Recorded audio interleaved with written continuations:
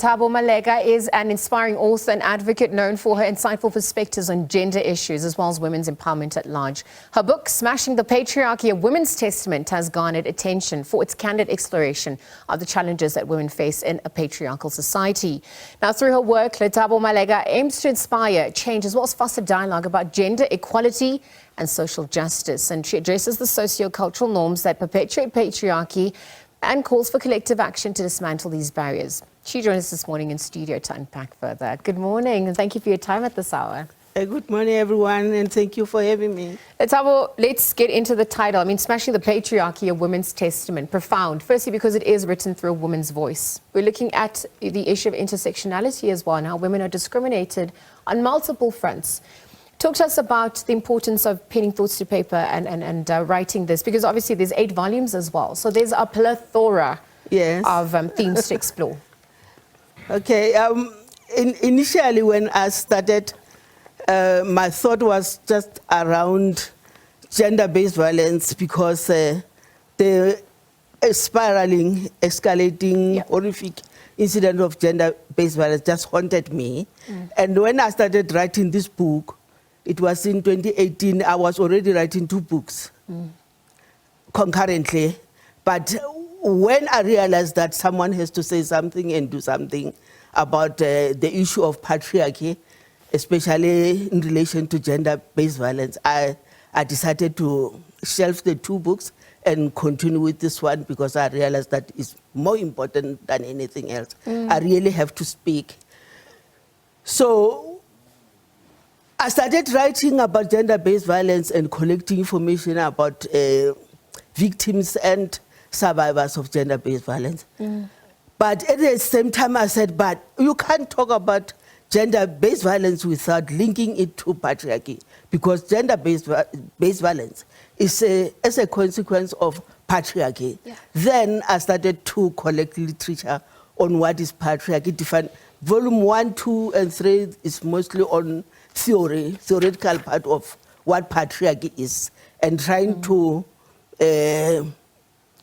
expand on everything that relates to patriarchy, so that everyone can understand where gender-based violence came from. No, absolutely. Yes. Then, for me, I'm talking about tentacles of patriarchy, but at the end of the day, I really wanted to link it to gender-based violence. And volume 3, 4, 5, 6, and the rest is all about paying tribute to those that died and those that survived gender-based violence. The research process going into all of this, perhaps even engaging with communities, and what's the feedback been like on that front? You know, when they have the tools to understand our contemporary reality, given our history, and the institutions that obviously perpetuate these conditions, and really how this empowers them to fight that scourge of GBVF at large.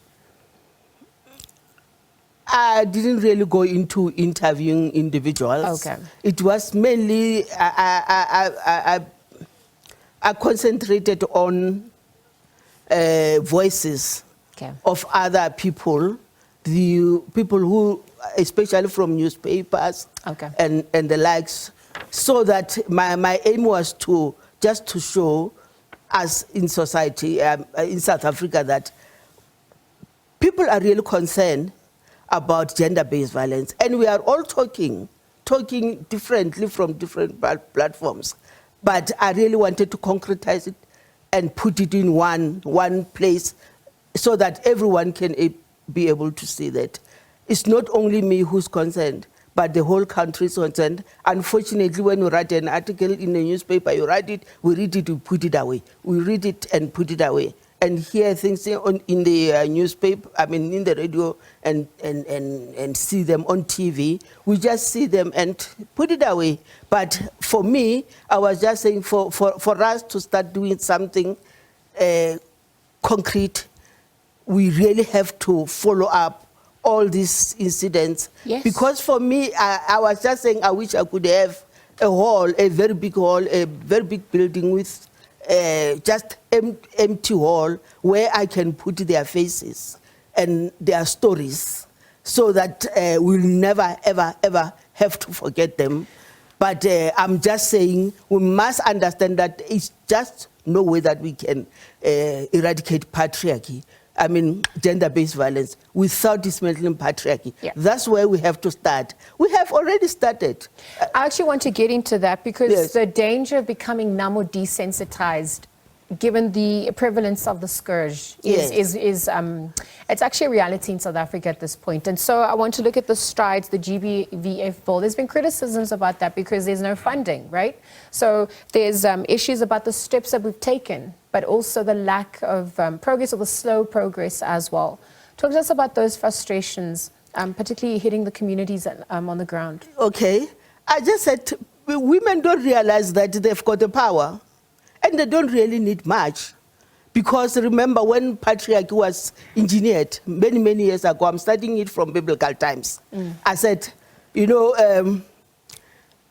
patriarchy is standing on the shoulder of this woman.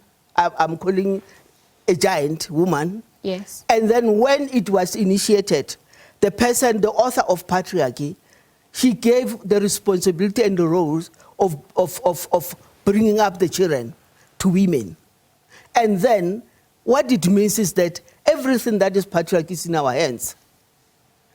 All what we need is unity, solidarity. As women, we must, for change, just get to understand that we have to be united. GBV is calling us to do that. We are compelled. We don't have much choice. Yeah. This time. We really have to come together as women. In the book, right at the end, I've got roadmaps of what we must do and how we must do it, and just to realize that it's so easy. We raise children. We can raise them differently. We actually lead us in a way, starting with motherhood. Yes. And then, if patriarchy can be dismantled, it can only dismantle by women. Remember, men benefit from patriarchal system. Yes, No, they absolutely. benefit. So there is no way that they will ever wanted to let go of the privileges and the dividends that they are getting. But actually, Yes. there's actually more benefits if we are included, if the other half of the population is included. Unity is what you advocate for, redefining narratives, education at large, and also just the fact that we are larger in numbers in South Majority. Africa. And Yes. I'm saying that is our weapon. Absolutely. The majority, our numbers is our weapon, and we must learn from now on to make sure that we use our majority for our advantage, starting with elections, and we must call for a referendum. That's one of my advocacies. All Yes. right, Lethabo, I know there's so much more. I mean, there's 8 volumes I can talk about that it you've penned to the whole paper. But day. thank you for weighing in and for being part of this critical conversation for our country. Also, the book, Smashing the Patriarchy, Volume 1. Lethabo Maleka talking to us about the book in our book review slot this morning. Again, thank you to her for joining us at this hour. Thank you so much.